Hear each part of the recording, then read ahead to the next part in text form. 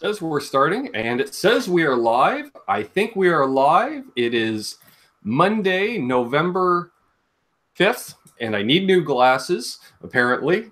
2018. It's a overcast and rainy afternoon here in Southern Ontario. It's 3 p.m. here. It's about 9 p.m. where my guest is. I'm Ben, and that's Michiel. Perfect.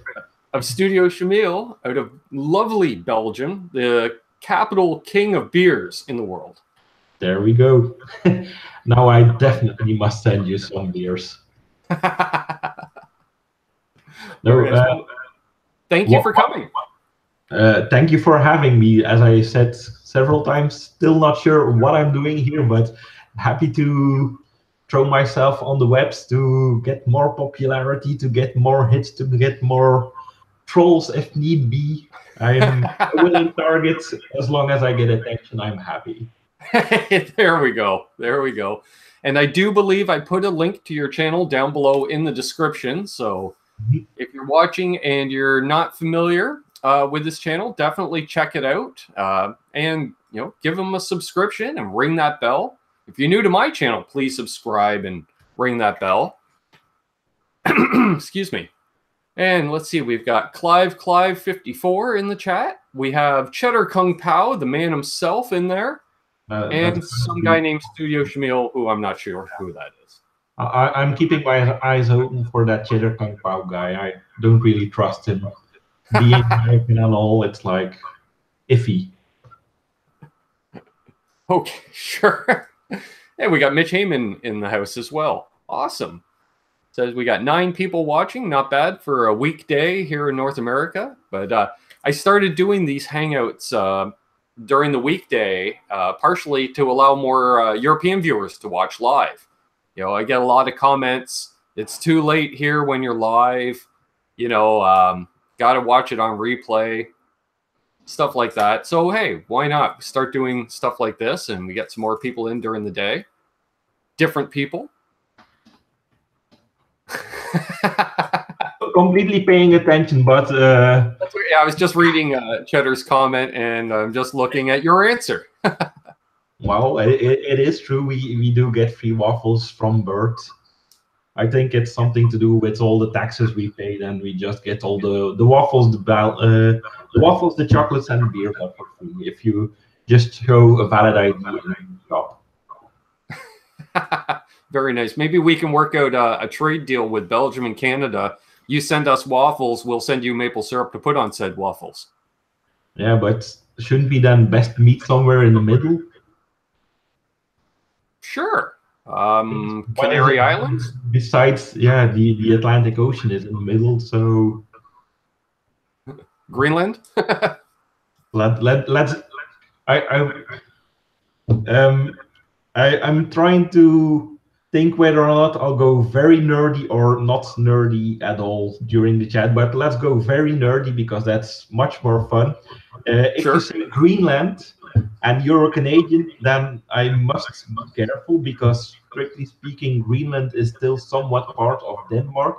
And I know there's a tiny small island between Canada and Greenland where you and Denmark have a fake war over, where you guys, if you conquer the island, leave whiskey, I believe, and if the Danish conquer it the next week or so, they leave something else. Yep. Yes, it's going to be the friendliest war in the history. Absolutely. Probably by both the friendliest country in Northern America and in Northern Europe. So that's the way to fight war. yeah, with alcohol.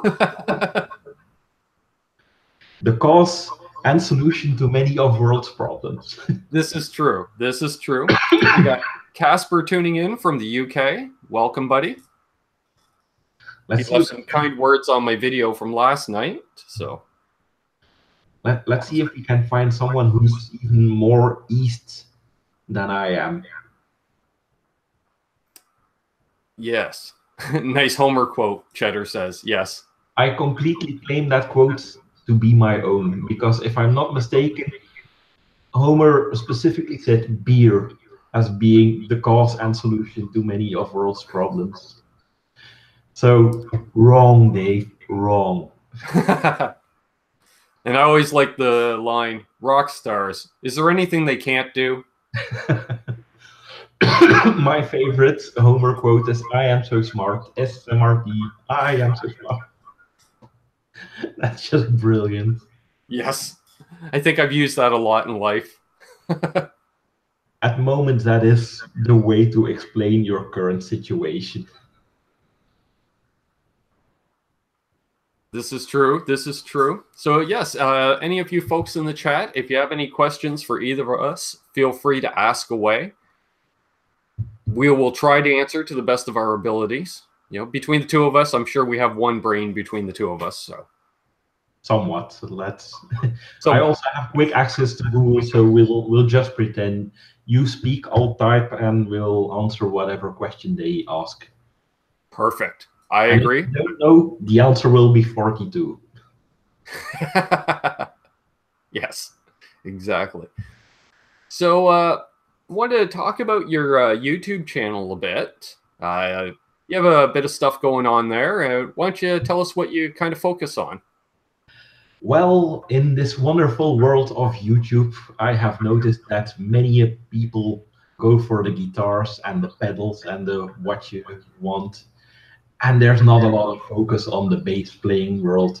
As a bass player myself, and having met your fellow Canadian Glenn Fricker, I felt it necessary to put out a bass channel that started helping bass players because, honestly said, Glenn is right. A lot of bass players, and I include myself in that list, tend to slack off as guitar players, get stuck with bass, and then stay there. And I said it just before, I think it took me to my third band to actually adopt my role as bass player and to really go for bass, not having it forced on me, but enjoying it, learning how to play it better, and to be a bass player rather than a shitty guitar player.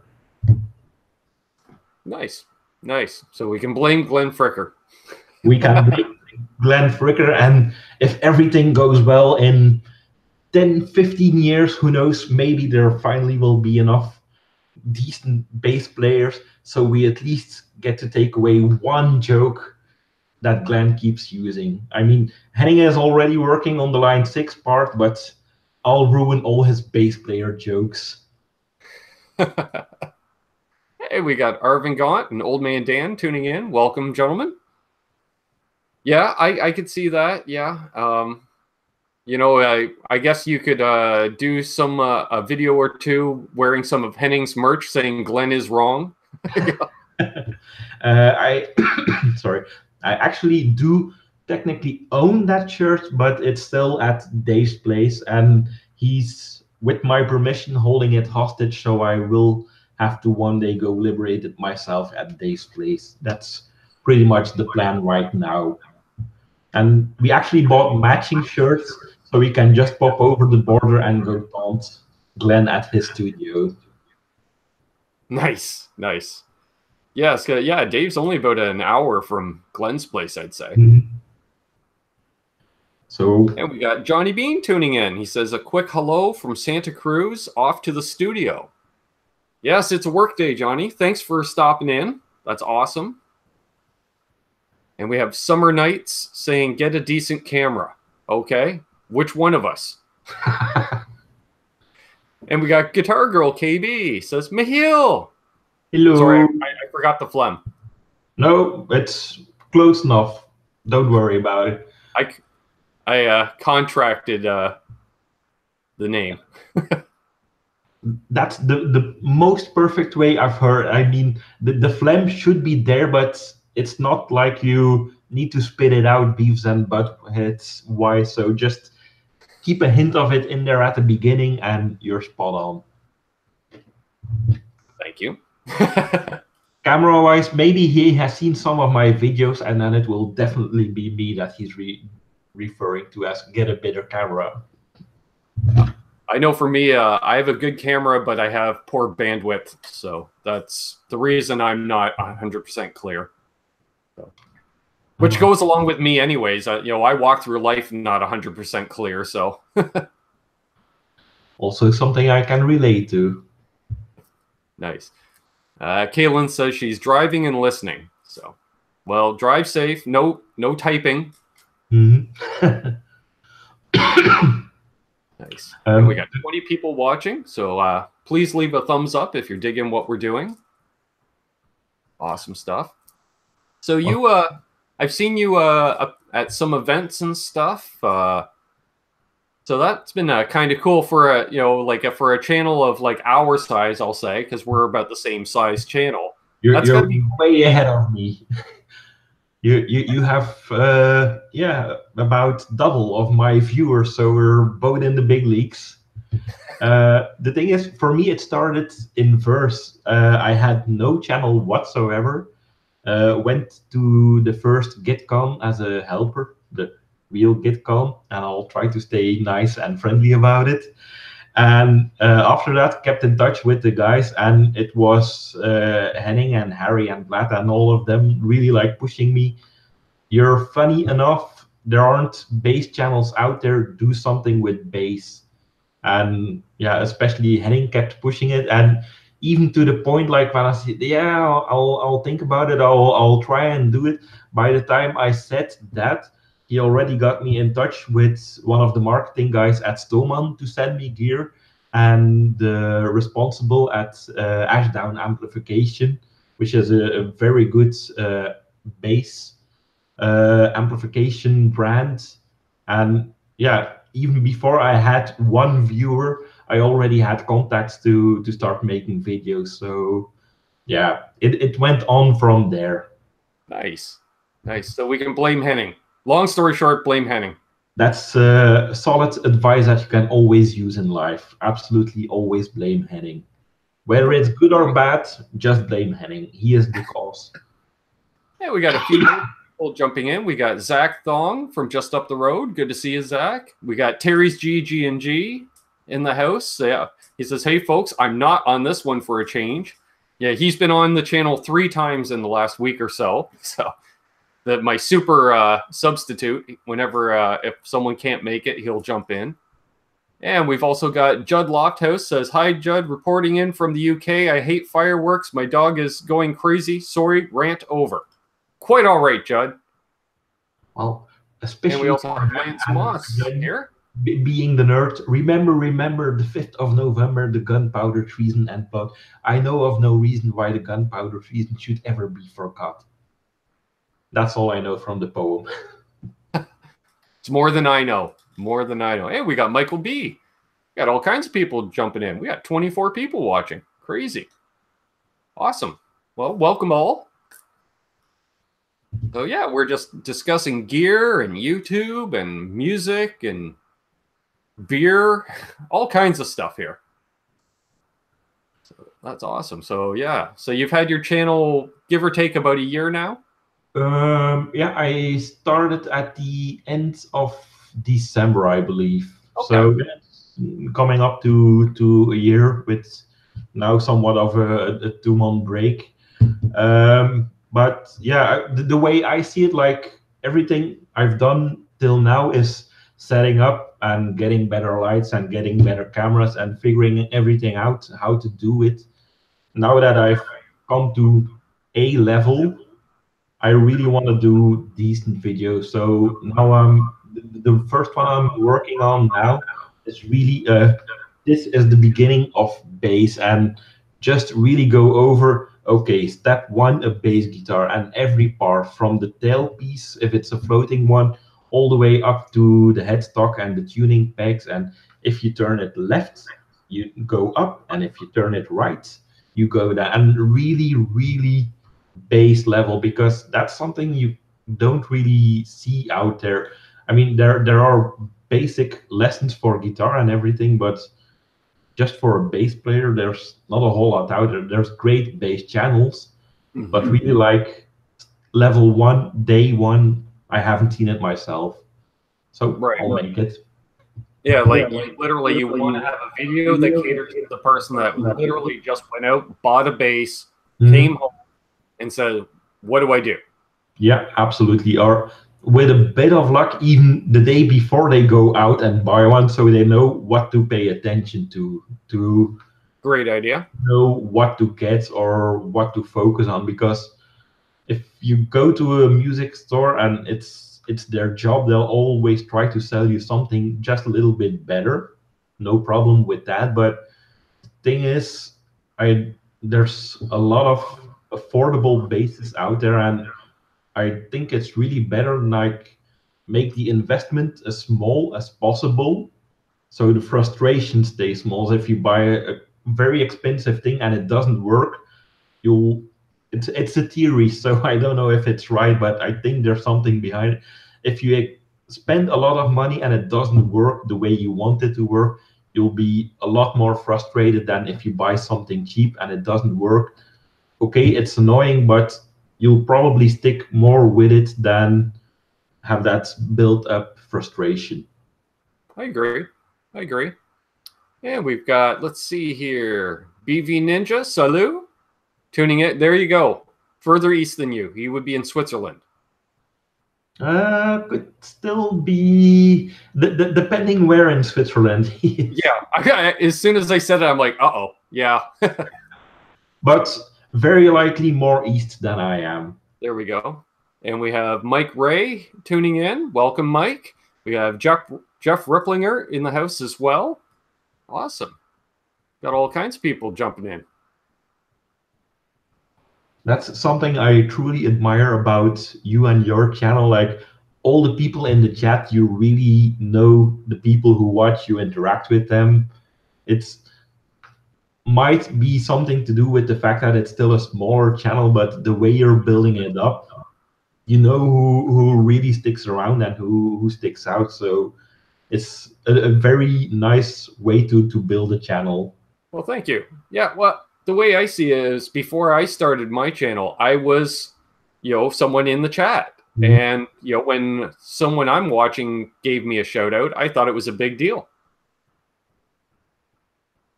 There we go. Yes, Cheddar says, both Ben and Michiel have a major life accomplishment in common. both met him in person. Yep. This is true. And the next accomplishment will be starting our self-help group because we met Cheddar Kung Pao, and, well, our lives just aren't the same anymore. This is true. Yes, it was life-altering for sure. That's a very nice way to say it, but yeah. Very nice. Everyone's saying hi to each other. Oh, Geneva. So what to do? Swoop for guitar with 6 strings. Nice. I was doing some work on a couple of guitars now that it's getting cooler out and eventually drier, I would assume, if we ever get more than one day without rain. But I've noticed a little bit of adjustments on some of the guitars.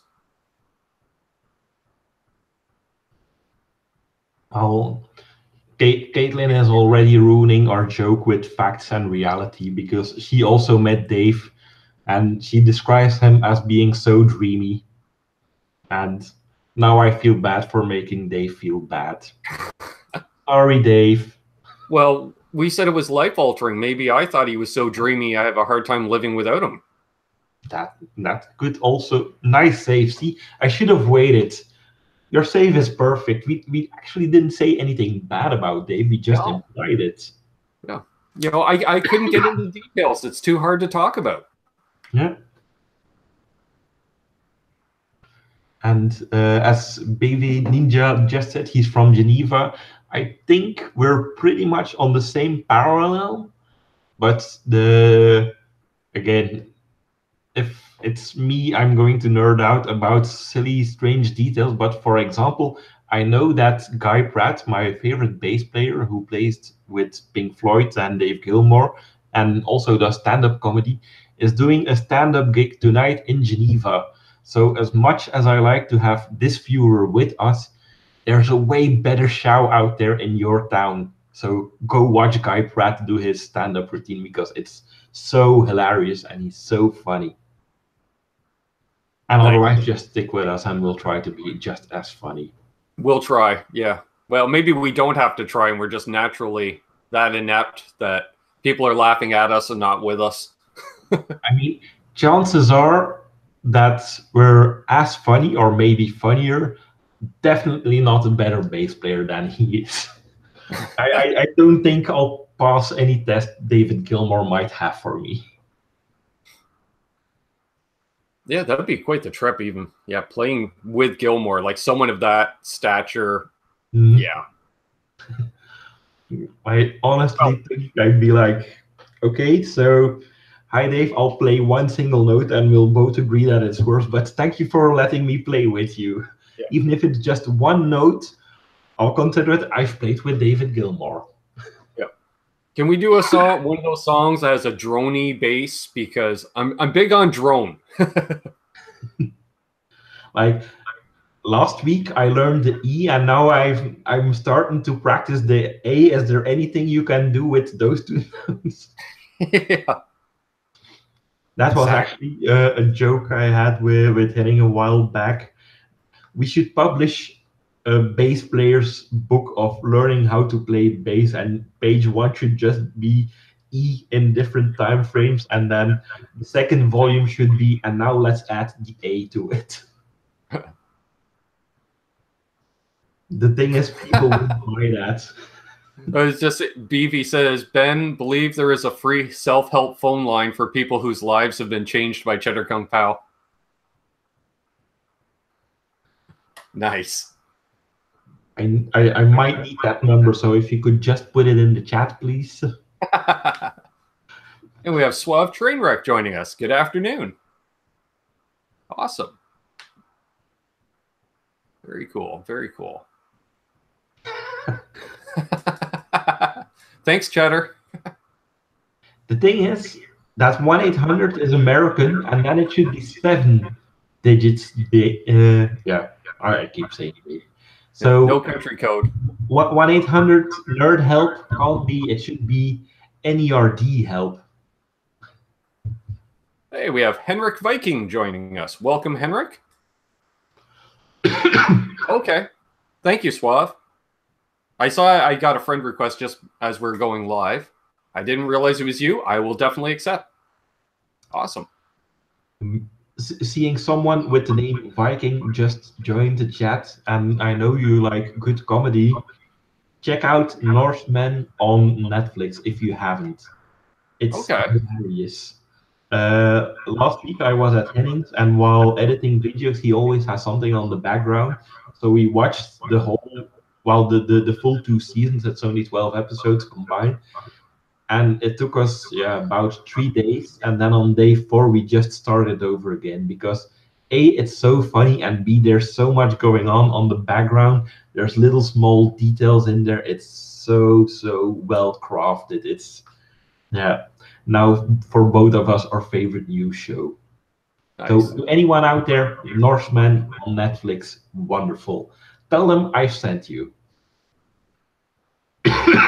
And we have another new person, Faison, from India. Welcome. That's definitely more east than where I am. Yep. So welcome. Yes. I think we're pretty much global now. Pretty much. And I'm actually surprised. Usually I get 1 or 2 viewers out of Australia, regardless of time of day. And by accident or deliberate? Yeah. BV says he's seen that stand-up act before, so he's not attending tonight.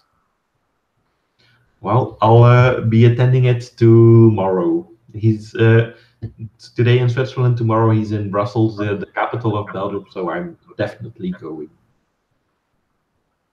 And I'll just throw it in there as a shameless plug, but if people would like to know more about Guy Pratt, there's a video of me interviewing him at TGU 18, so check out my channel and check out that interview. Perfect. I mean, I no problem with that, yes. Sales pitch-wise, I think I even nailed the voice. Definitely check out the channel. It's in the description down below. And we got Adam EVH joining us. Nice. Saying hello to everyone. Mm-hmm. Are we real? No, we're faking it. Digital pixels. We'll be moving our masks any moment now. Yep. And exactly. you're completely fake. I just pasted it on just before the chat. And Yep. I don't want people to recognize me or the rest of my alien crustacean army. So very nice. Excuse me. Yeah. So how often do you? Sorry, I interrupted. How often do you travel to Henning's place?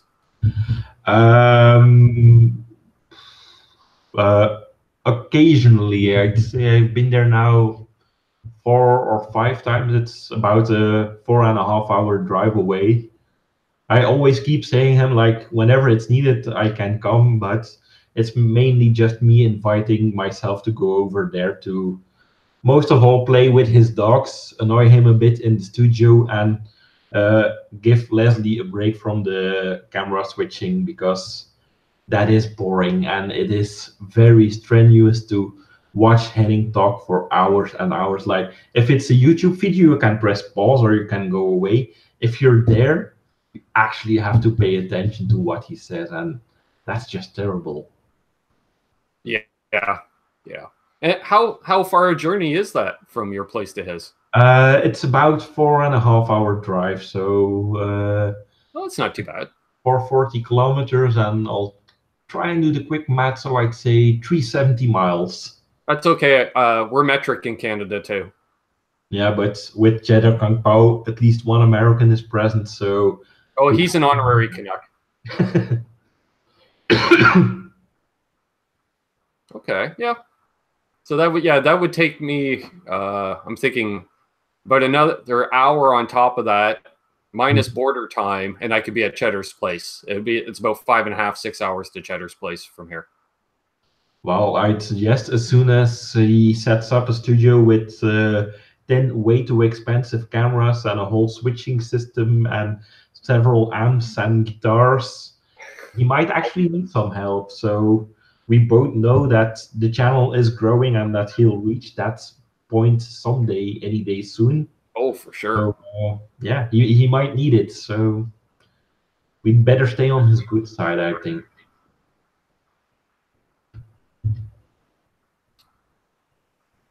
He says he's lived within an hour of Canada his whole life. Yeah, exactly. Yes, there was a period of time I lived in Windsor, which is right across the river from Detroit, and I spent about 6-7 months living down there. So, but that was like 20 some odd years ago. We didn't have this wonderful YouTube or anything, so. So if you wanted to see Americans, you actually had to cross the border. Yeah. Would I get arrested driving the speed limit following my speedometer if I drive my car to Canada? Well, yeah, if you're driving 100 miles an hour in a 100 kilometer zone, yeah. You pretty much have your license suspended. But then again, everybody speeds in Canada. Or he should just go to Germany, where there's a lot of autobahn where you can go as fast as you like. Then you can do 100, whether it's miles per hour or kilometers an hour or whatever system you think you might find. Just open way right ahead. But yeah, even there's places where it's limited, and then foreigners always get caught speeding. Yeah, I can understand that. But then again, like on our highway, the speed limit is 100 kilometers an hour, but most people drive about 120 to 125. Mm-hmm. In Belgium, it's 120, and it's like there's a 10% or so leeway. So if you're doing like 127, you will get the camera will pick you up, but you won't get a ticket fine because it could be wrong calibrated. So it's probably like around 128 that the ticket starts dropping in your mailbox. Right. I mean, it's absolutely wrong and illegal, and let's not Yeah, say we that don't you condone should speeding. speed, but I think it's like if you know your car and you know the situation, and especially if it's like, to me, 100 kilometers an hour on a freeway sounds like slow. Yeah, and a lot of times you're just keeping up with the flow of traffic. Mhm. And any chance soon that they'll try and adjust or adapt it? Because I know, like in France, it's 130, and in Belgium, more and more people are trying to get it raised also to 130. So stay the fight for your rights and make the speed limit go up. I'm all for that. So we go again. Driving talk. So you, like when you ask, what are we going to talk about? Who knows? Anything. Driving talk and liking comedy, and we haven't mentioned Top Gear yet. So there's a whole world out there that we haven't touched upon yet. True. Very true. You know what? I will ask a gear question because keep staring at that double neck behind you. Which is it, and for what songs do you use it besides Stairway to Heaven? I don't use it for any songs. It's currently not playable. It is a Chinese replica of a 1275. Mm-hmm. So I bought it as much for a conversation piece as anything else. But long term, I will get it up and running. Other than the fact it does weigh 18 pounds. So if I do use it, it'll be for one song. But ironically enough, in the band I play in, my other guitar player actually plays electric 12 string for half a dozen songs a night. Commendable. I keep looking for a decent double neck, which should be for me a 12 string and a bass. And you only find them in China, and I just don't want to risk it because I have no idea what the build quality would be. Like, technically speaking, if it's just the body and the body is good, I can work with it because all the other stuff you can just change. But still, it feels like too much of a risk to buy something silly out of China and have That'd be a whatsoever. hard combination to find, a bass and a 12 string.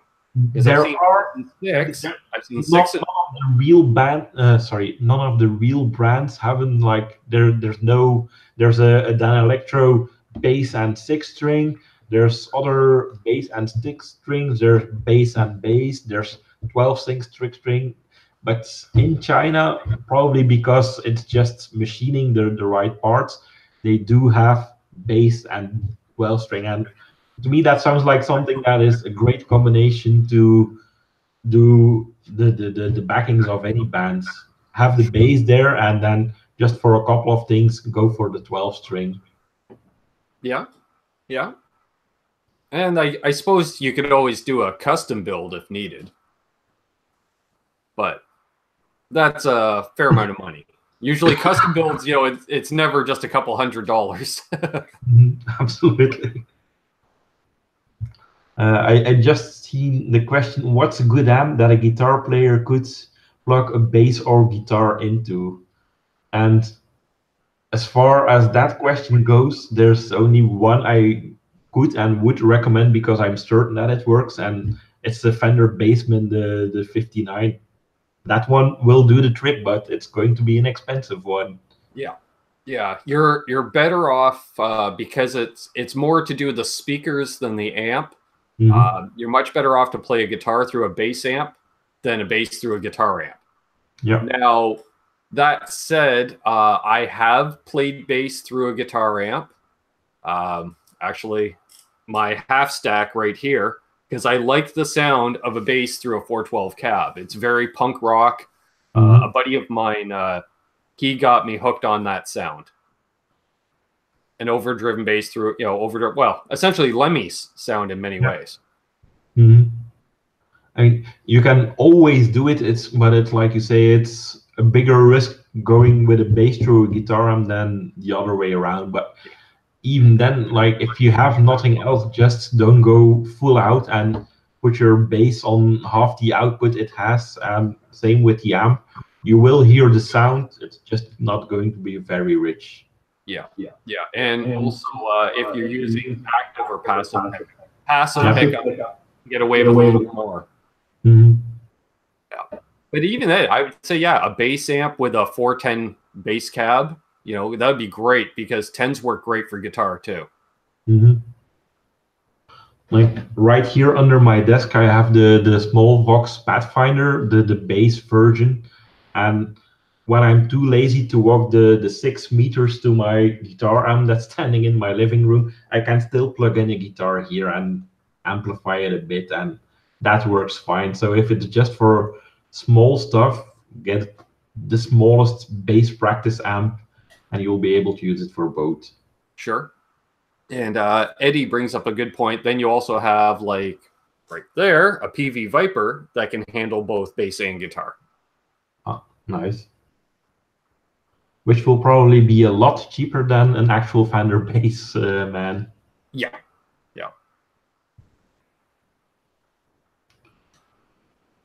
Let's see. Guitar Girl also asks, is there any essential pedals for a bass, or is that taboo? Well, I'm going to say the smart-ass answer, and yes, a tuner pedal is always essential. Wait, what? I mean, you only need an E and an A. Why do you need to tune a bass? It's the top string and the string just below it, so you don't need a tuner for that. It's always those two strings. I'll do my bass playing answer, and at heart I would say no. A bass should sound like a bass, so don't throw anything in there. You don't need to stand out. You need to be the backbone. You need to be in sync with the drummer, and that's all you need to do.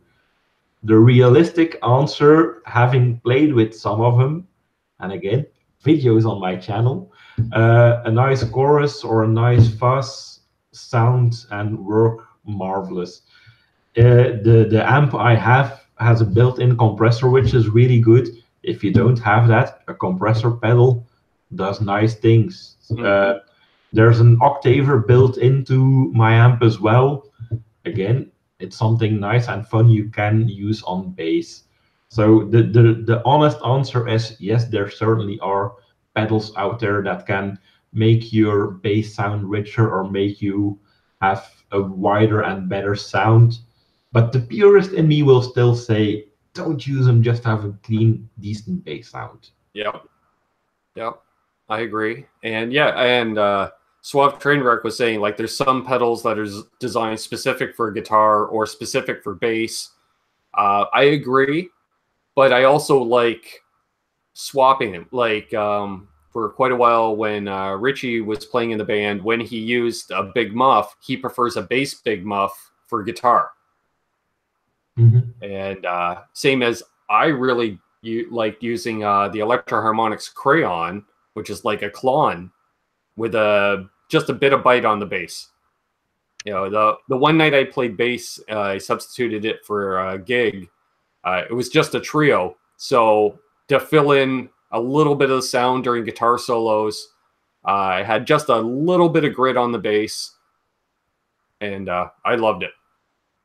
Absolutely. Like, if you listen to bands like Muse, they do have lead parts in songs where it's the bass with a lot of fuzz and sounds great, and it's perfect for the songs and the style they play. So I know it's elitist to say don't do it, but the honest answer is there's just a lot out there that you can do and mix, and like you said, just mix around and play with pedals and see what works. And I also saw Lemmy mentioned a couple of times already in the chat, just look at that, have the bass as the lead instrument of your band and go full on distortion on that. Yep. It works if it's the right music. Exactly. And we got Groovy Ghoulie in. He says, Op Amp Big Muff Pie reissue for me. Howdy all, by the way. Hey, Groovy Ghoulie.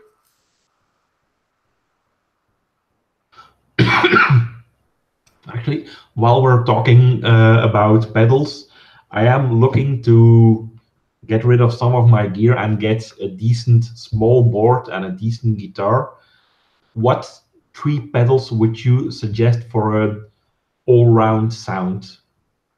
I've been asking the same question to everyone, like style of pedals or specific pedals should enlighten me.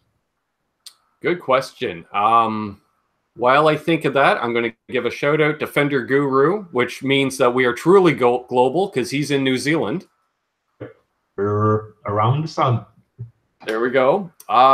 Yeah, I would say, like, if you're going into an amp that already has a reverb, you know, and some people like a reverb or a delay of some kind, but I find, you know, delay isn't required, but you need some kind of ambient. So let's assume you got an amp with reverb, so we're not going to deal with that. I would say an overdrive pedal of some kind, because even if you're not using it to distort your amp, most decent overdrive pedals can be used as a clean boost as well if you need to, you know, just turning up the level and turning down the gain.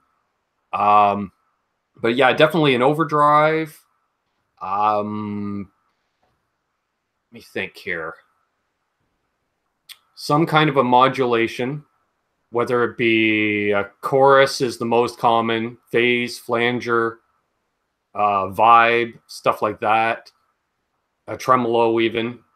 But I would say maybe an overdrive, a chorus, and yeah, an analog delay. Those would be my 3. Noted, and I'll take them down in my list. Right now, the current list I'm playing with is overdrive-wise. I have the JHS Pedal Suite T version 3. Then I have the Strymon Flint, which would be the delay one. And then compressor actually as a 3rd pedal. Nice. BV says, Ben, every bass player should have my friend Yuki's Free the Tone Black Vehicle BV1V pedal. I will absolutely look that one up. Awesome. Yeah, I would say, like, if it, JHS definitely is great gear.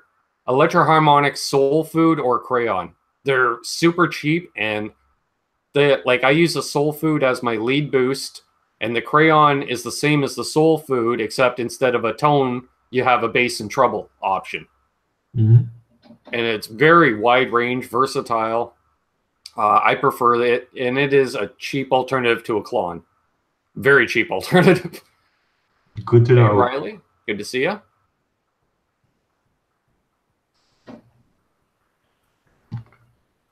Already bookmarking that pedal, which reminded me also when I was at Henning, not this time, but last time round, I believe.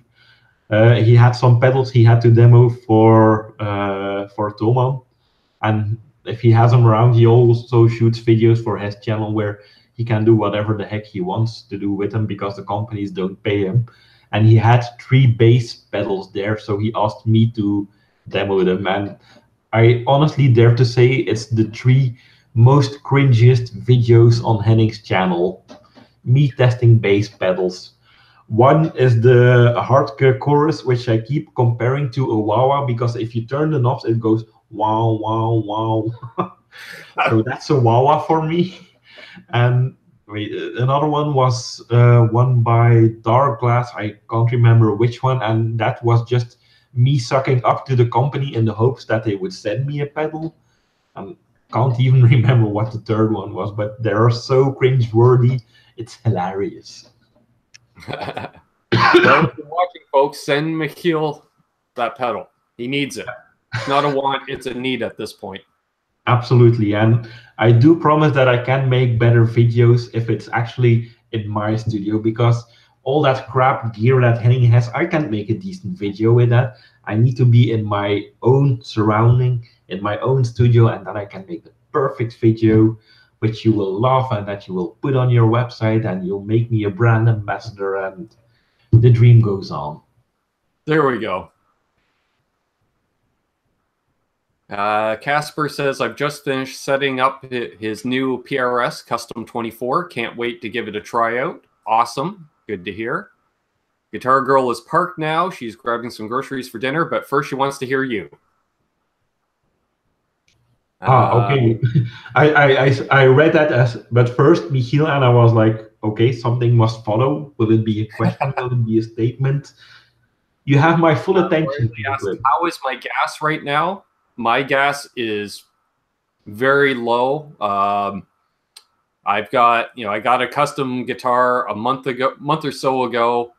I've got another custom guitar being built for Rich that I got to pay for. So, yeah, my gas isn't too high, other than the fact I am getting a rack delay unit, reverb delay unit this week probably. So, but it's cheap and it's just something to play with because I want to try setting up a wet dry setup in here since I've got a bunch of amps, and why not? How about you? Other than that pedal, is there anything you're lusting over at the moment?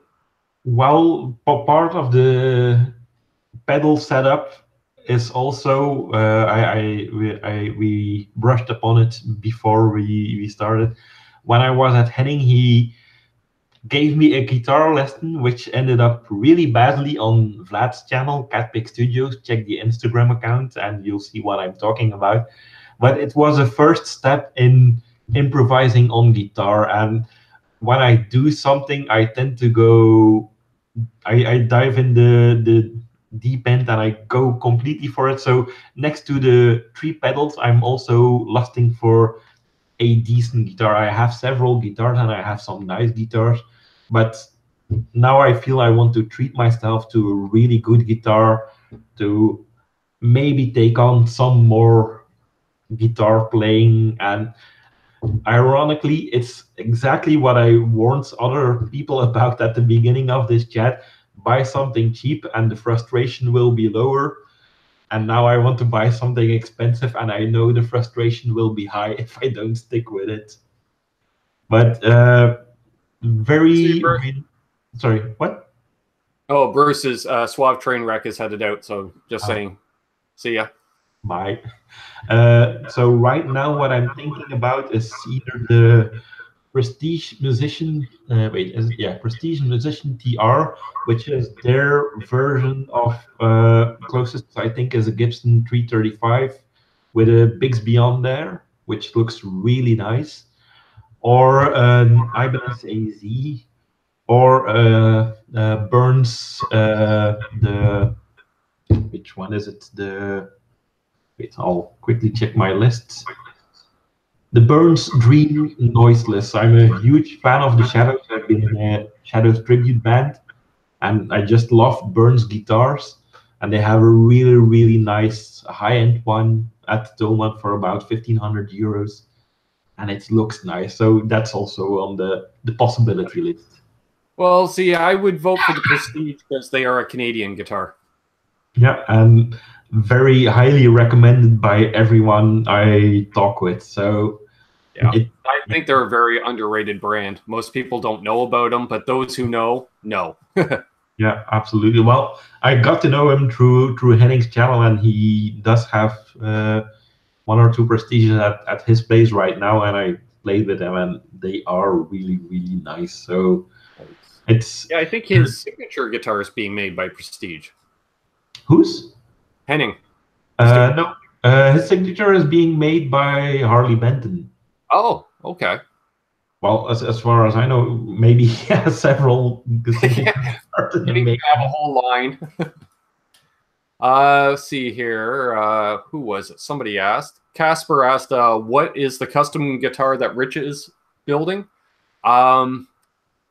It's more my idea incorporated into something of his. It's going to be a Fender offset body, 3 pickups with super strat wiring, and the 3 pickups are going to be my signature P90s.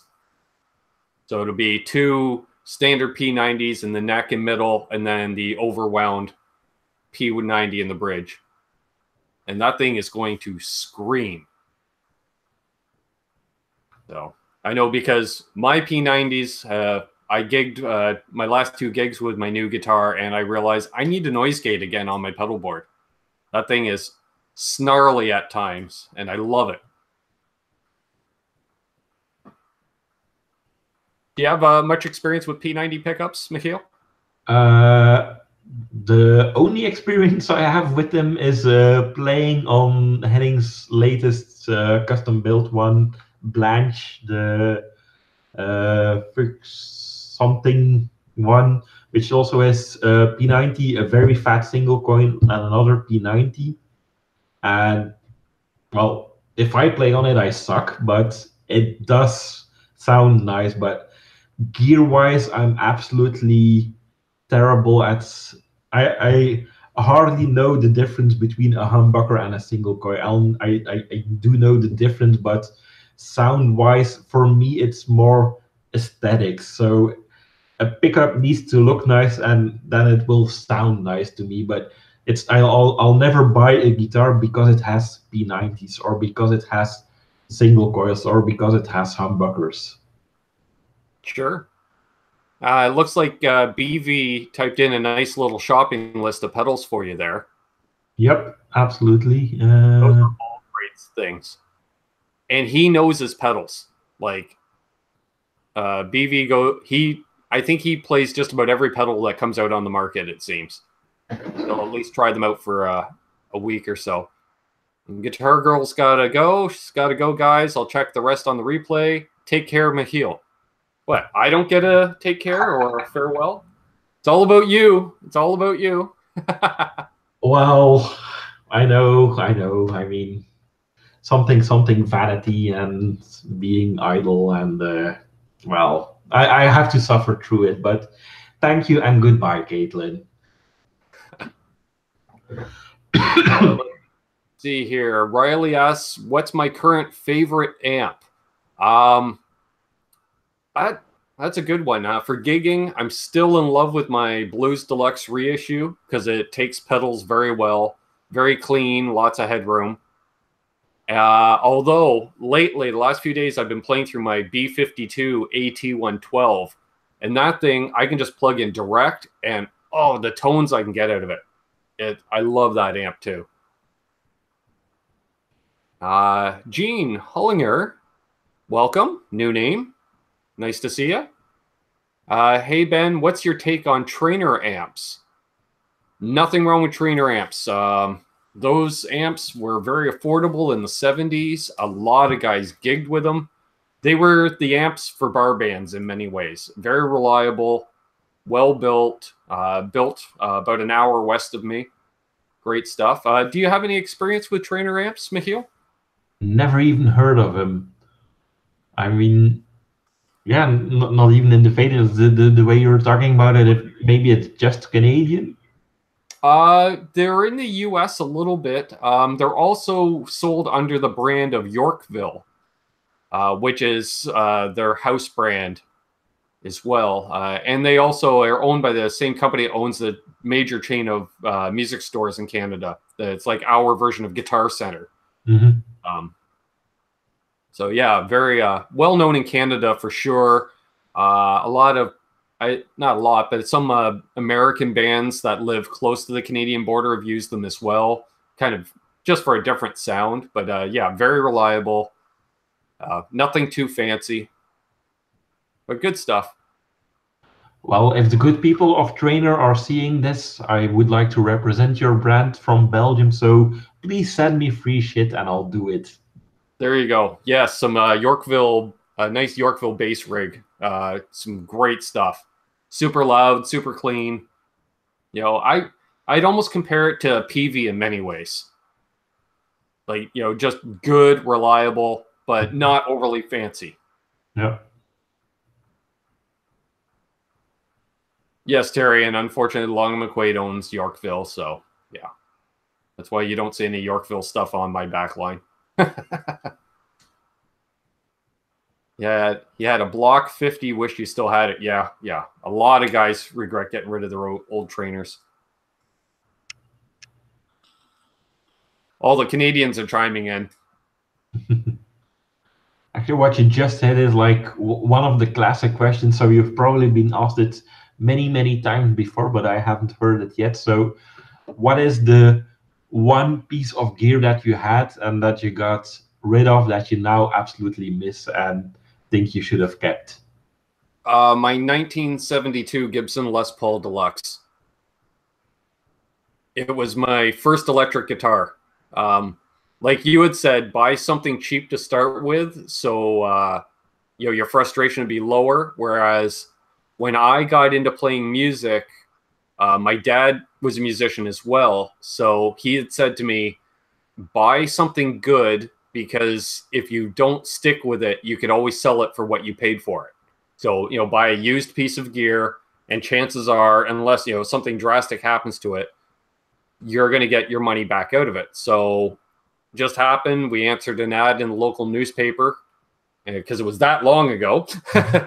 And I picked up a 1972 Les Paul Deluxe, but I didn't like it at the time because it had those mini humbuckers, and they didn't quite have the output that I was looking for, because I wanted to sound more like Angus Young, and I couldn't with that guitar. Well, the thing is, you had to cut away part of the guitar, then it's double cut away, and then you immediately sound like him, I believe.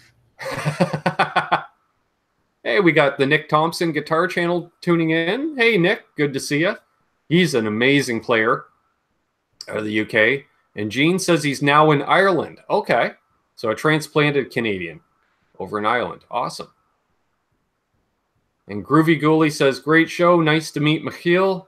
I got to go. Lunch beckons. Yes, because it's only 1 p.m. on the west coast of Canada. Well, enjoy your lunch. And yes, nice meeting you too. Yes, in a country big enough where we have 4.5 time zones. I don't consider it 5 because Newfoundland is only a half hour ahead of Atlantic time zone for some reason. Hey, Janice. Says, my music teacher told me to get the best microphone because it would be too expensive to buy up and over and over. Yeah, I could see that.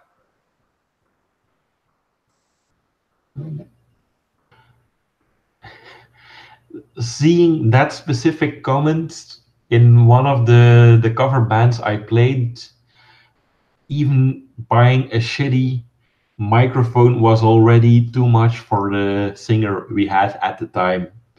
So he didn't stay with the band very long because, yeah. I mean, sure, we buy guitars and basses and amps and I don't know what, and it shows how much committed you are to a band if you don't buy a mic. So good that the teacher recommends buying good material, but being in a band, I already applaud you for buying a microphone. Okay, so Gene's actually from Ohio, but locals here think I'm from Canada. I can see that. And again, proves my point. He's in a border state, so of course he would have heard a trainer being next to Canada. And BV says, my kind friends, the pedal makers who send me the pedals, fortunately let me keep them. Yeah, you have some good friends, BV. As a complete pedal head that I am, yeah. And Janice says she still has her same mic from 1986. Yeah, because you buy quality, as long as you don't abuse it, they'll last forever. Absolutely. But you brought up a good point. Like I played in a band where we had a dedicated lead singer, and he carried his microphone, in its own little case. Yeah. And he used to joke during load-in, because I'd be carrying, multiple guitars and stuff, and he'd carry in his one little case, and he says, well, I'm done. Well, around here, when you play in bars, the only thing that goes to the PA system is the vocals. None of the instruments are mic'd or anything like that. So I'd joke back to him. I said, well, it looks like you have another 800 pounds of gear. He's like, why is that? I said, none of us need the PA system. You do. True. I helped as a roadie, not an official one whatsoever, because they were way too small with a Belgian band. And one of the lead singers, first of all, you have to know that they play 80s rock, so glam as much as it can be. And the lead singer has a pink Sennheiser with golden mesh that he always brought to the gigs. And you could hardly see it because, of course, he also had the Aerosmith scarves around his mic and mic stand, but it had to be that specific mic whenever, wherever. I can understand the scarves. I've been known to tie a few bandanas onto my mic stand for shows. So Well, I applaud you because I know it's for a lot of people the least important bit about what you look like as a band. And for me, my point of view is if you do some effort, it doesn't even have to be a lot. People will see that you're standing there as a band, as a single unit, and you'll build up credit with the audience before you even play the note. If you're all just standing there with, I don't know, whatever, and looking at your own gear and standing apart, or if you're standing there as a single band, as a single unit, maybe you're not as good as those four single players, but you'll have some credit and audience will linger more. And with that, if you screw up in the first song, you still get to make it right in the second one. If it's all individuals and you screw up in the first song, you don't even get any credits anymore in the second one. right. We have a question. Riley asks if either of us have tried the Ibanez TS15 guitar amp. It's a clean tube amp with a built-in tube screamer circuit. No. That's interesting. As far as I know, I haven't played a single Ibanez amp, so I'll look. Ibanez amps I've ever seen are very, very small practice amps. You know, like a 10-watt little solid state practice amp. I've never seen a quote-unquote good or professional Ibanez amp, but I'd be curious to check that out. And BV says his two current favorite amps, Two Rock Bloomfield 100 and HRD4. I've heard about those Bloomfield 100s. I heard they're really nice. Now I also see that Riley says T-Bone mics are meant to be great. I'm absolutely a Thomann fanboy, so you don't have to believe me, but T-Bone mics are really good and they're absolutely affordable, high quality mics. So if it's not too much as of an import hassle, I would certainly recommend them. Right. Very cool. And Janus is now looking at a condenser type mic that showed us. Oh yeah, USB. I did a review of a USB condenser mic that we put up, I think Saturday morning, that got posted. And surprisingly, they work really well for recording guitar, acoustic or electric. But I found the key is you have the condenser face away from what you're recording and not facing it. So you're not hitting that condenser directly as much. Like we put it about a foot in front of a guitar amp. I kept the mic facing away from the amp, so it pulled a little bit of the room ambience too.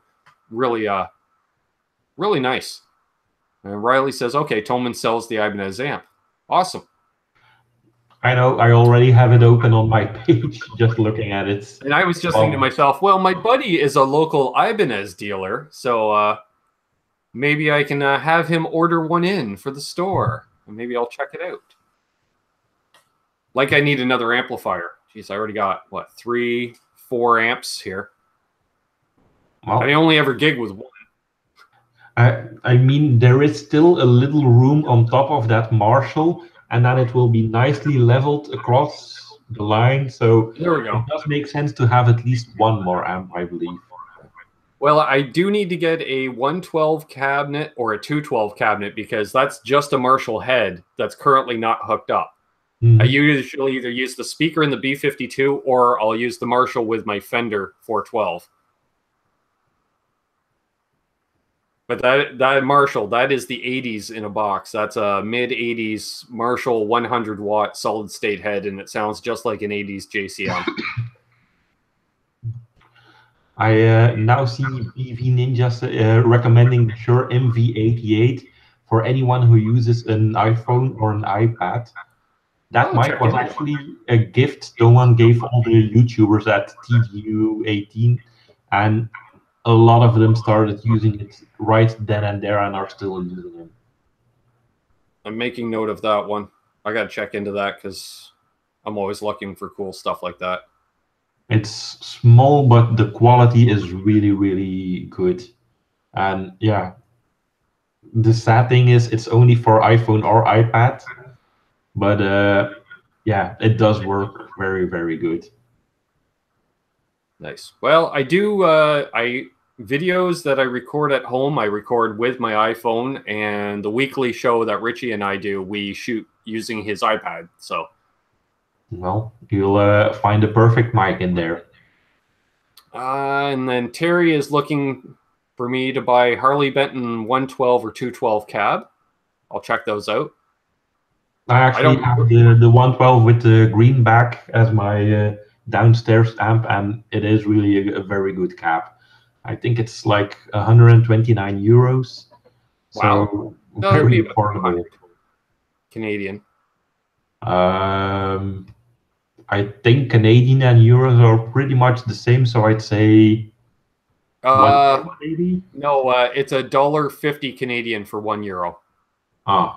Yeah, I've been checking into that because I had to message Henning because he'd say, you know, like this retails for $200, and I didn't know that Europeans use the term dollar for a euro, because I thought that was just strictly, you know, a North American thing, because I'd always heard 200 euro or something like that. So I messaged him about it. I'm like, what currency are you talking in? He's like, euro? And I went, oh, well. Well, that's just Henning being Henning, because no one uses dollars to say euros besides him. Maybe it's part of him living in the States for that long that dollars equal money, but I don't think I know anyone else in Europe that would say $200 and mean euros. Let's see. Nick Thompson, is that Marshall solid state power and tube preamp, dude? No, it's the Marshall Lead 100 MOSFET, so it's completely solid state. But surprisingly nice. It throws like I like it, and I traded a Fender Modern Player Stratocaster for it, which was funny because Richie had picked up this head. Actually, I picked it up for him, and then I picked up the Strat a month or two later, and he's like, I want your Strat, and I was like, I want your Marshall head, and we had literally paid the same amount of money for each item, so we're like, trade? So it was a lateral move. It was nice. 212 is 240 Canadian plus 76 shipping. Well, that's not too bad. That's not too bad at all. Although I think my price on a PV 212 might be about the same price. And that's literally 3 kilometers down the road. So, but also I don't pay retail at that music store, so that helps. I'm also now just thinking like get the 212 and then just cut it in half, and then you have two 1x12s, and you can send one of the sell one of those for another 200 Canadian. There we go. And it'll be custom at that too. Absolutely. Let's see. BV says, for anyone wanting to start to mic a speaker, cannot really beat the Shure SM57, and no, I am not a Shure representative. Yeah. Yeah, the SM57, that's the industry standard, I'd say. And Janice says she traded an SG that she did not like to play for a drum set, which she needed. Nothing wrong with that. If you're both happy with the trade, perfect way to change some gear. Exactly. Yeah, I find almost all the gear I buy is secondhand. And I think part of it is because both myself and when both yourself and your best friend get cases of gas, but quickly move on to stuff. So we end up buying stuff from people and then selling it to each other or trading with each other all the time. Or I remember a couple of times gigging with like 2 or 3 of his pedals on my pedal board, and he's got a couple of my pedals on his pedal board, and very communal that way. Mm-hmm. Personally, also think that's the best way around, and very convenient if you have a trading buddy like that to have as a backup.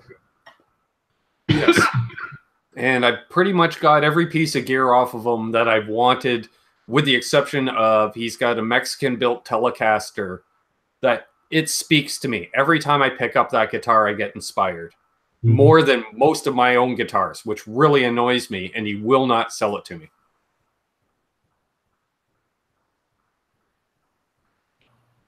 Riley is asking me if I have seen the PV212 with Celestian greenback and vintage 30s for 450. I haven't, but mainly because I'm not really always looking at cabs. Once you have one and you're happy with it, you can put any amp on there that you want. So quite happy with my 112. Yeah, I just use a 112 most of the time. You know, these days, a 112 combo amp, and even then, I'd like to even separate it, just so it's. I'd rather make 2 trips from the car to load in with 2 lighter items than 1 heavy item at this point. So. Or you could ask your singer that is already holding his mic in his one hand to carry the 112. Well, yeah. Unfortunately, I'm not in that band anymore, and it's like I bring my rig plus, let me think, the PA speakers, stands, and the power amps, and then Rich brings his whole guitar rig plus the mixer and all of our stage lighting. So we need roadies is what we need. Long story short, we need roadies. Dedicated fans are the best.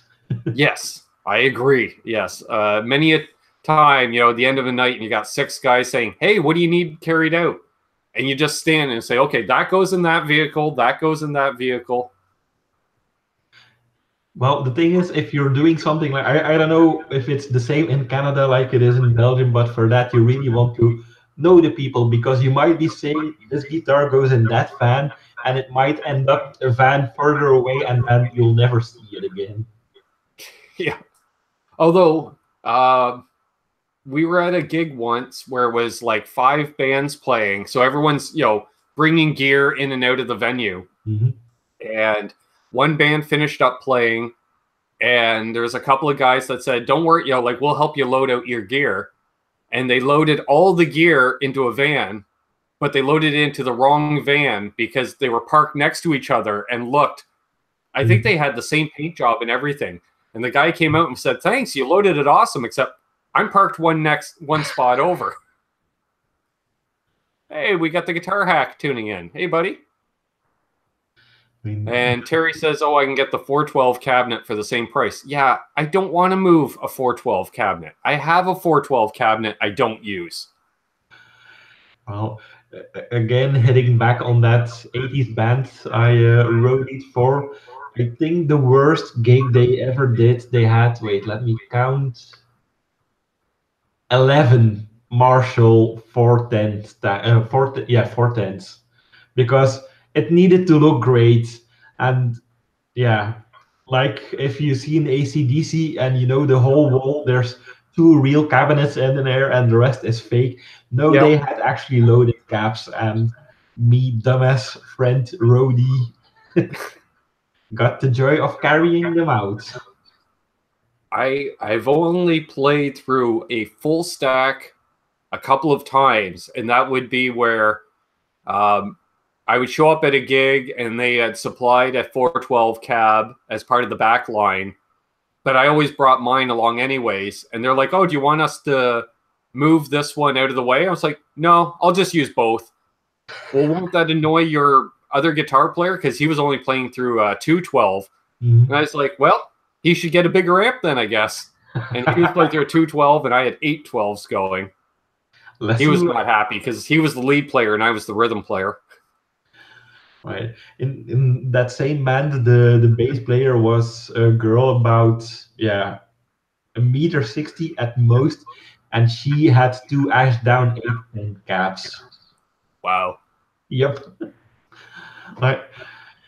I do admit they looked awesome on stage, but again, you might not really need that much gear on the stage. Yeah, I agree. I agree. Like the gigs they had, the worst one I ever helped set up, I was the complete audience. And then there's been others where they're like, they set up their whole gear and then they play a 25 minute set. Wow. And I mean, I they remember. are really good, but yeah, it's just not the kind of music that people want to program or set in their bar. Yeah, yeah. Especially with that backline. I remember we had rented a studio to do some rehearsals in, and we were told like backline is supplied. You know, there's amps, there's a drum kit, and we got use of all of it. And Richie and I look like two kids in a candy store because, you know, we're real tone chasers. And he walked in and he's looking at a full stack of, I think it was a 1971 Marshall Plexi head with matching cabs. And he's like, oh, you know, it's the Holy Grail, an early 70s Plexi. And he's like, I'm playing through that. And I said, fine. And he's like, you don't seem overly jealous or anything. I said, did you not notice what's on my side of the stage? And he looked over and there's two more Marshall 412 cabs with an original Fender Bassman head on top. Nice. So I say, we basically have the same setup, but oh man, we never sounded so good. See, good gear makes you sound better, even if It you does. don't. But what you said about Flex, if I'm not mistaken, that's the exact setup they used last year at the first GitCon. They had that one and they dimed it out, and they had Pete Thorne and Felix and like everyone who was there, like, go nuts, just go for it and do whatever you want. Way too loud, just mind your ears a bit. Oh yeah, yeah, yeah. It gets to the point where it hurts to play a chord. Yeah, absolutely, but it's the nice kind of hurt. Yes, I agree. We suffer for our art. Yes, yeah. Yeah, I found it's same as like I try to wear earplugs when I play live to basically to cut down on the bass and drums because they're what hurts my ears the most. But all I find earplugs do is mute my guitar's frequencies. So all I hear is bass and drums. So I was like, well, these have the opposite effect of what I need. Normally when I play and even when I go to concerts, I have custom fitted earplugs because we're in Belgium and we have a great healthcare system. So I even got a reduction on them, but I think I paid €100 or something. And the nice thing is it levels everything 15 dB, but on all frequencies. So everything is brought down. So everything sounds the same. It's just a lot less pressure. Oh, nice. Nice. Yeah, that's what I need. Something like that. That and either that or, you know, other than the cost factor is in-ear monitors, because also, you know, when you have earplugs in and you have to sing it all, you're not going to be on pitch. Nope. But then again, who needs to be on pitch? I mean, it's so overrated. Well, I figure one of us in the band should be. Well, I'm just talking about from the bass player's point of view. I mean, what do I do? That's why they're like, where's your mic? You didn't bring a mic tonight. You just hand them a harmony pedal. There you go. Here's your backing vocals. I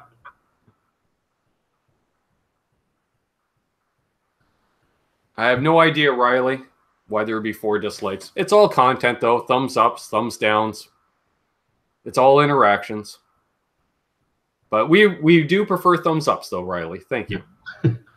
We're positive people sending positive thoughts. Yes. Yes. That's what I try. But, what it could and again, if you're new and tuning in, please subscribe and give us a thumbs up. We do appreciate it, whether you're watching live or on replay. I mean, I'm just thinking out loud here, but maybe we have those New Zealand people and those Australians, and they do click the thumb up, but seeing they're across the world, it's actually the thumb down that they're pressing.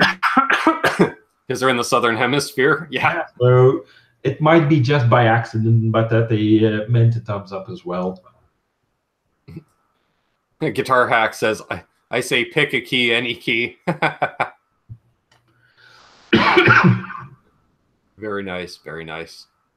So again, yeah, if you have any questions for either of us folks, feel free. We've had some great questions so far. We appreciate it. So what got you interested in playing music to begin with? Like you, my father is actually a professional, or now was a professional musician. So music has always been around. And when I was 8, I was forced to go to music school for a year. And around Easter, the music teacher contacted my parents to say, like, really don't bother sending him for the last 2 months because it won't work. And then I didn't do anything for the next, I'd say, 10 years. And I was in a youth movement as a leader, something like the Boy Scouts. And one of the kids had a guitar with him on one of the camps. And he taught me the A and the D chord.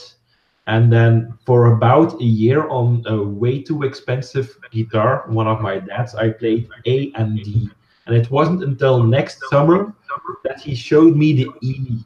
So then I could finally go na na na na na na na na na, and that's where it started for me. And Nice. then when I came home after that one, and I now played 3 chords, my dad said, "You know what? Let's just get you a cheap ass guitar so you have something to play with, but continue on your way." And here I am now, 20 years later, and now I can play an F and a G and a C and a D. So yeah, that's where it started, and just that's on guitar. And like I said, I think about 2 years after starting to learn guitar, a friend of mine had the idea to start a band. I had instruments laying around, so I was invited to be in the band. But as I kind of royally sucked on guitar, I was demoted to bass, which was also something we had laying around. And yeah, it all started from there. And a couple of months ago, I even saw like a video from me in my first band, and I actually had a piece of paper in front of me, like with where every note was on the bass, because I had no idea how to play it. And we were just like, okay, so I need a B that is 1, 2, 3, the 7. Yeah, this is the 7. So ding, ding, ding, ding, that's my B. And really everything I played during that first band was 8 notes. Nice. And we've got Emil Nielsen tuning in. He says, "Yay, I finally managed to catch your live show. Greetings from Sweden." Well, welcome, Emil. Thanks for tuning in. That's awesome. I didn't know anybody watched in Sweden. That's awesome. Welcome. We're yeah, quite. Wait, we already went around the world. Now let's go north to south. So Sweden will probably be the furthest up north. New Zealand speaking will be the furthest down south. So we must find something like around the equator. Is anyone watching from South America or Africa? Yes. Anyone in the tropics? Of course not. It's too nice out. Yeah, right. Well, you can still sit on a beach with an iPad, I presume. This is true. This is true. Why? I have no idea, but you could do it. Yes, that is true. Awesome. So yeah, Emil, if you have any questions, feel free to ask away. Yeah, we've been talking guitars and basses, amplifiers, pedals, microphones. Just to cover it, Hosa cables, check them out. Hosa makes great cables. Please send some. I need a bunch of cables. I'm running short on cable. Guitar Hack says, I'm in tropical Toronto. It's weird. Yes. I'm used to Henning's channel, and as soon as you mention Hosa cables, Dylan pops up. So I'm just now waiting to see when he pops up, and he's the guy to ask the free cables. Yes. I don't know if Dylan's subbed. I've talked to him in a few live streams, so. Does Guelph count as South America? No, Arvin. Sadly, no. Even if you're in southern Guelph. That's 2 people chiming in and both live within 3 hours of me. See, we're global and local. Local, to use it. Zach Thong is about an hour west of me, so. No other Belgians, so I'll represent my country on my own. How many inhabitants does Canada have? Because it's a big country, but isn't it not that large in population? Somewhere between 35 and 40 million. See, that's only 4 times as much as Belgium. Yeah, and then consider that 20% of our nation's population lives in and around Toronto, like within an hour of Toronto. 20%, you know, and 90% of our population lives within an hour of the US border. So we have a lot of country. We don't use a lot of it. Well, you use some of it for those very nice prestige guitars, so that's something to be proud of. Yes, and we use it for the neck on my guitar. That's Canadian maple neck as well. You also need the maple for the maple syrup, I presume. I would assume so. I'm not a maple syrup person myself. I know I probably just revoked my passport saying that, but... Don't worry, as I said, I'm a Belgian and I don't even drink beer, so as soon as they find out, I'm out of here. I mean... Emil asks, what was your first real guitar? Mine was a Chapman. I bought used, still have it. I touched on that earlier. My first electric guitar was a 1972 Gibson Les Paul Deluxe. Tobacco burst with mini humbuckers. What was your first real guitar, Michiel? Well, after that cheap guitar I got to stop hitting my dad's guitar, I bought the Epiphone Joe Pass because I really liked the look and feel of it. And most of all, at that time, I was 100% convinced that it was exactly the same guitar as John Frusciante was using in Californication by the Red Hot Chili Peppers.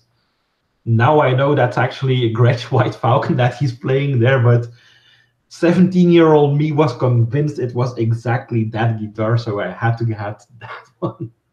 Nice. But I still have it, and it is a pretty decent guitar for what it is. Very nice. Okay, yeah, I'll check into that, BB. That sounds good. Yeah, NAMM is going to be very loud, so I will be taking ear protection to NAMM. I got a feeling I'll be the only person that has a YouTube channel about gear that won't be at NAMM. Like, we're somewhat pushing him, but it's going to be, yeah. I know he's watching, so Vlad, you go to NAMM. It has been decided for you. But other than that, Dave is going, Harry from Harry and a Guitar is going, Andy is going with Toma, Henning is going, so everyone is going besides me. Yes, and unfortunately, Andy was supposed to join us today, but he's working at Thomann today. Yep. Along with Henning. He's at Thomann today too, I guess. I believe he's leaving tonight and he'll be actually there tomorrow. So okay. Who knows what they're going to talk about, what they're going to plan. Oh, Dave just said, Michiel, you're always with me in my heart. Well, see, you're getting all the love today. Don't worry, I'm on this channel this once, and then next time it's going to be all love for you again, I promise. Oh, it's quite all right. Share the love. Spread the love. It's all good. Guitar Hack asks, what are the most available guitar brands in Belgium? Well, all of them. It's called importing. I mean, we have some smaller luthiers, but there's not really a Belgian guitar brand. But we do have also, yeah, let's call it like the Sweetwater shop. We have something called Key Music, which is a local shop that has several shops around the country, but they don't have any special gear. But like all the big brands, Fender, Gibson, whatever you want, they have. And then, of course, wherever you are in Europe, Thomann is a local shop where you can get whatever you want. So even with those local shops, I keep buying stuff from Thomann because it's just so convenient. Sadly, no, Emil. Let's see. No, it was a 72. If I said 74, my mistake. It was a 72. Unfortunately, I sold that guitar in 1991 or 1992 for $500. And it went up tremendously in value within a couple of years. But nobody wanted old guitars at that time. You know, there was no real vintage gear market other than like 1950s guitars into the early 60s. That was the only stuff that was somewhat collectible. Even you know, all that 70s stuff you could pick up for a few $100s. And Guitar Hack says sounds better than Canada. Yeah, because in Canada, in theory, we can get anything imported, but in reality, not so much. Oh, but you already have prestige guitars, so what else do you need? Be proud, be Canadian. Exactly. I could, you know, get a Prestige or a Godin, plug it into a trainer or a Rev amp, just completely Canadian. Yeah. Speaking of which, Rev amps, if you're watching, I would love to try out some of your amps. We're assuming all these companies are watching, right? Assuming, I mean, isn't it a given? I mean, I know these big companies are rather shy when it comes to social media, so they don't tend to comment a lot or say anything or ask anything, but we know they're watching, right? Yes, we know you're watching, Rev, and Prestige, and Godin. Trainer. Outlaw Effects out of Montreal might be watching as well, but I do have a bit of a relationship with them. Actually, I need to touch base with them. We've done some pedal reviews for them, and they're kind of neat. They have a line of micro-sized pedals, you know, like similar to a Tone City size and stuff, and they have some great stuff at cheap prices.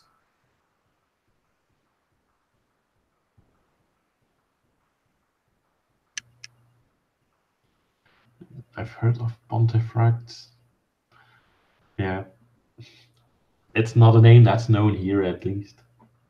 No, I think they just started getting sold in the United States and Brazil. They've been around for about 2 or 3 years now. Guitar Hack says Trainer has come a long way. They're really good now. Yeah. Well, that was it. I never thought they were really bad per se. It was great bang for the buck. It was affordable gear you could gig with, but nothing fancy. Now they do have some nicer stuff, but definitely.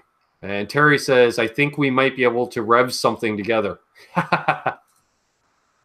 Somebody said to me, I should go tour the Rev factory. You know, and I looked, and they're in Winnipeg, one province over, but that's still a 24-hour drive just to get to them. And you're still not halfway across the country.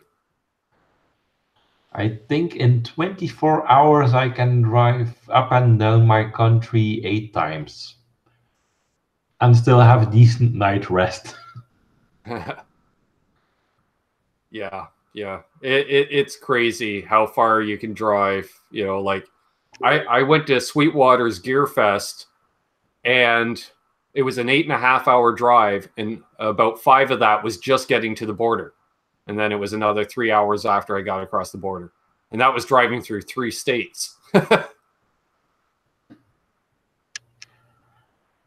We might even have more provinces than you have states. I'm now thinking we have 10 of them.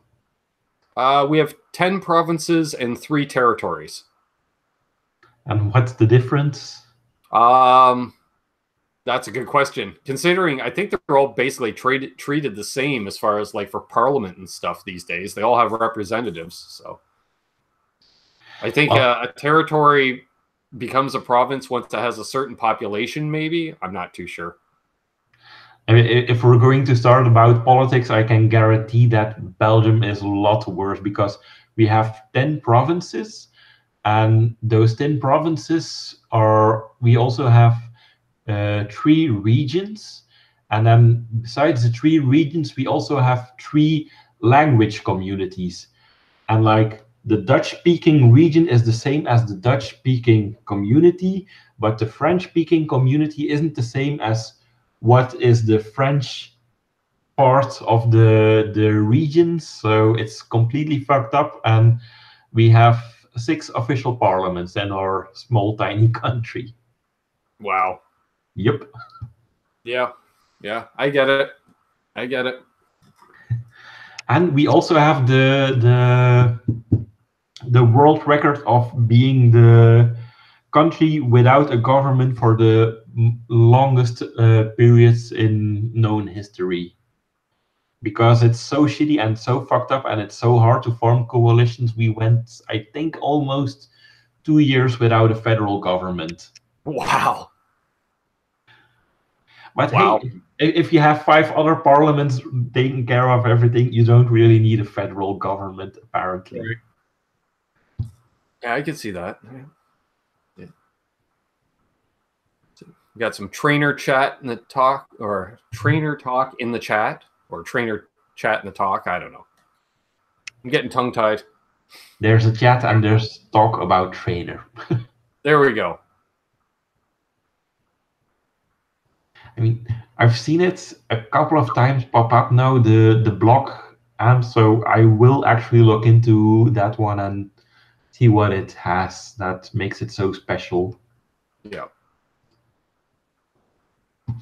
Oh yes, the solid state amps that ruin Trainer's name. Well, yeah, but you can't base any company off solid state unless that's all they do. And solid state is great for bass amps, but you gotta have tubes for guitar, as far as I'm concerned. Although I do agree, solid state bass amps work great.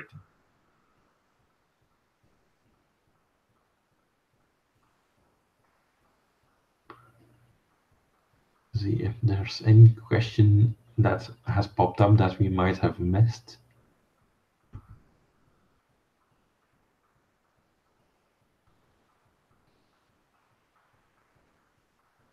Just looking, I don't think I've really missed anything in here. I see a fair amount of talk with each other. Yes, Eddie says provinces are cold, territories are very cold.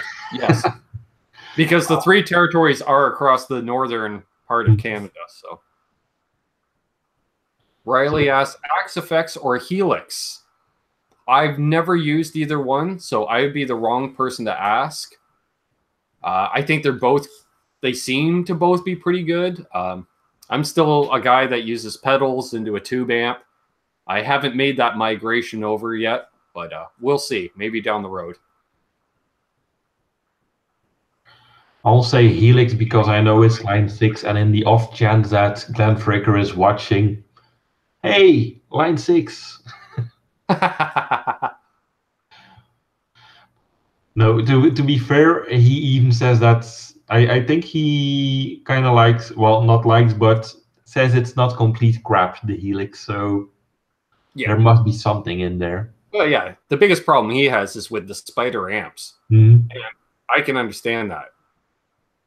You know, those spider amps, like, it's okay for bedroom playing, but you shouldn't be gigging or recording with a little spider practice amp. Not really.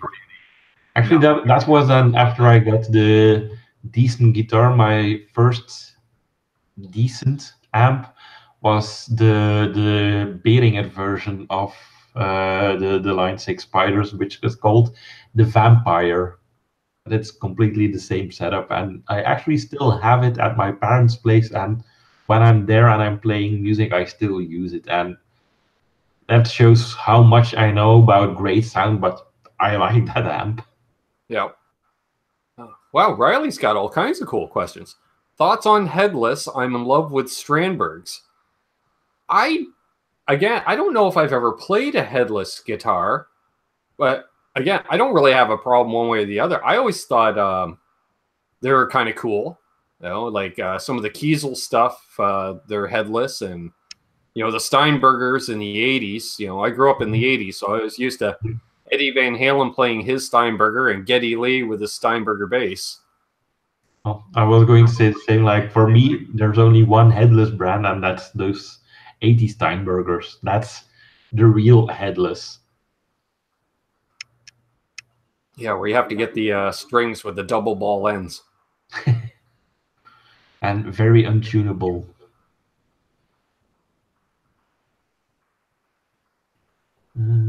But they look cool. That you see, I've touched some of the Strandbergs at TGU, and I'll absolutely admit that they sound awesome. They just look weird to me, and as I'm a purist in a bass should only be played without pedals, I'm also like a guitar should look like a guitar. I mean, it's completely one point of view, and it's not valid whatsoever. But yeah, sorry, I just don't like them. But And their then, yeah, sales Stevie numbers was prove me mentioning wrong. when it comes to the Helix versus the Axe effects, there is a waiting list for the Axe. I do know that, yes. So that tells me something. Yeah. And then Nick Thompson says you're only going to get so far with digital modelers, even the Axe effects and Helix, etc. But as with all gear, they have their place. That I agree on too.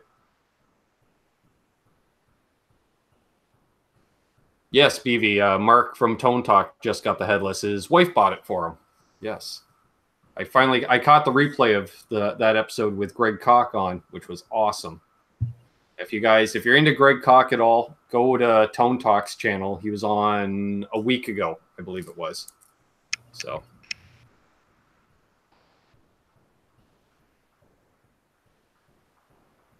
And those Art Tube preamps are great, Eddie, and cheap. You can pick them up for like 40, 50 bucks used. Great little tube preamp.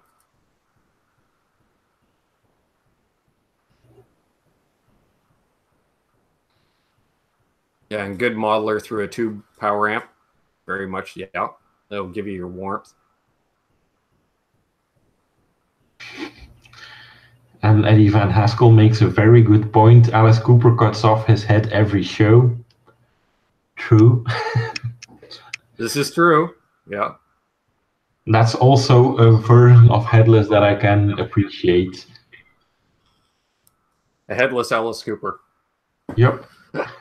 I mean, I prefer him with his head on and singing, but I do admit that the one time I did see the head go off, I appreciated it. Eddie says, I hate Steinberger. It was like playing a fly swatter with strings.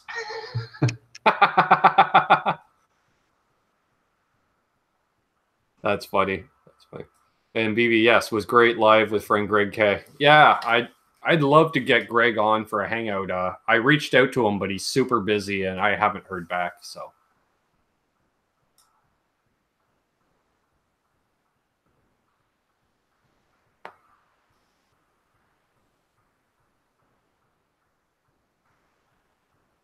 Yes, Arvin, if you can run the art into the input of the cube, but you would just want to make sure you turn it down so you don't slam the front end too much.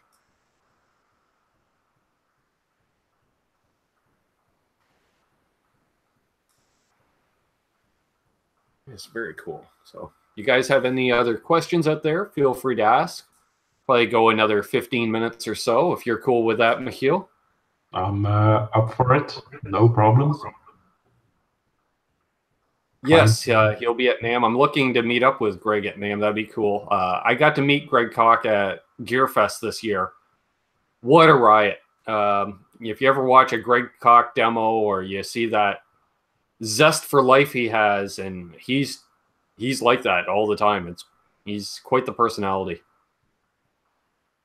Emil says, I picked up a Line 6 FX100 Firehawk multi-effect for €200. Run it direct to a pair of active studio monitors. Very happy with the versatility and good sound in my ears. Nice. Well, that's all you need. And yes. How is the gigging scene in Belgium? Very good, actually. I mean, we have like hotspot towns with tons and tons of bands. And the thing is, seeing there's so many places out there, people tend to, if there's a lot of, wait, I'm trying to get my thoughts in order. if there's a lot of chances to play and a lot of bands, each band brings out his best and brings out the best in other bands. So there's an active music scene, and the quality is really high because there's so much interaction between the bands. The weird thing is, and I talked about it with Harry from Harry and a Guitar yesterday, there's an expression called big in Belgium, because in Belgium we have a ton of great bands, but we hardly have any international bands. Like there's some bands that like for a while pop up and then completely disappear again. But here in Belgium, there's like tons of great bands that are just not known. And like I said, the one band I was ready for played a specific 80s kind of style music, which isn't all too popular, but even they got gigs. But certainly in like the indie scene, there's tons and tons of great bands out there. Nice. Hey, we got Simon Williams joining us. He says, just got in from fireworks at my mum's. All kinds of fireworks going on in the UK. Yep. Nothing wrong with that. Well, glad you made it, Simon. That's awesome. Yeah, I can understand how you say like big in Belgium, but not necessarily big internationally, because in Canada, because being right next to the United States, the government was concerned that we would never have any Canadian stars because of the influence from America. So they developed what they call CanCon, Canadian content. So all Canadian radio stations are required to play 30% Canadian music as a result. So you can have a major radio hit in Canada and nobody knows about you outside of Canada. Mm-hmm. They tried something likewise here in Belgium as well, that every radio station had to play at least 10% Dutch music. So it wasn't even about Belgian bands. They really wanted to promote Dutch band, but it's such a small market and it's such a specific group of people. Like we have great bands that choose English because it makes sense, because if there's a small chance of being international, they have to use English. But yeah, it's not something that really worked. And then on the other hand, like the most recent international artist we had was Stromae, who also toured around the world, and that was completely in French. But that's like the fluke we have. There's like that one in the 90s, we had bands like Deus and Hooverphonic, which toured in the US, toured in Canada probably as well, but then haven't been over the pond in the last 10 years, I think. Yeah.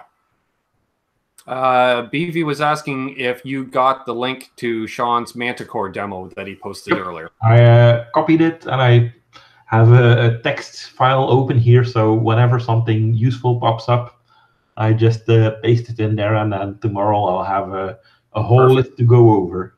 Nice, nice. And Eddie says that explains Glass Tiger and Honeymoon Suite. Couple Canadian bands. Honeymoon Suite, they did break outside of Canada, but I don't think Glass Tiger did a whole lot outside of Canada. Actually had that same discussion at Henning with the last live band he had. I was there for the switching, and they were talking about like German band, because Germany is an even bigger country, but it's the same problem. Like you have a Rammstein and a Scorpions, but can you name 5 other German bands who made it internationally? Right, right. and like say, and I guess the big thing is you got to decide at what point in your band if you want to convert to English or not. Mm-hmm. Yeah. Have I heard of Troy Harmer out of Hamilton? No, I have not, Janice, but I will definitely check that out. And I see the next one for me. How many official languages do you have in Belgique? He says it in French, the name. So we have 3 official languages, which are Dutch, French, and German. It's about 6 million people speaking Dutch, 4 speaking French, and 70,000 speaking German, because that's a part we kept after World War II, but it's an official language. And so to get back to the previous point, so we have an official Flemish-speaking parliament, we have an official German-speaking parliament, and we have an official French-speaking parliament. And to nitpick about it, the version of Dutch we have, like you have American English and UK English, our version is Flemish. It's completely Dutch, but it's like with some pronunciations that are different. Same thing with the French. Here is Walloon, which is as French as it can be, but certain words are just different. Right. Yeah. Yeah. Like Canadian French is nowhere near Parisian French. I once had a Canadian couch surfer, and she was from Quebec, and she was like, "Oh, but I can speak French." And after 2 sentences, I asked her to switch back to English because, yeah, with all due respect, that's not French. It started as being French, but then something terrible happened with it, and I have no idea what happened there. Yeah. Yeah, I don't know either. Awesome. Yeah, and Clive mentioned Flemish as well. Nice. And Emil says, "Accept is German." I thought so, but I wasn't sure. So, while sitting on his couch, I started to look for other names, and Kraftwerk is absolutely known, but wouldn't be the first to pop up. And then the only other one I think I found was Bonnie M. So yeah, maybe not so much to be proud about. Robert Baker has a few revs. Terry saying yes, he does. And BV says to check out the Rev 7-40. I would love to. I got to find where we where the closest Rev dealer is. Well, probably absolutely the factory in the next province. Yes. Yes. I don't know if they're available in retail locations or... I'm pretty sure Thoman has them, so if you want to order them, it would be very funny to order your Canadian amp somewhere in Germany. Yeah. Yes, that would be funny, actually.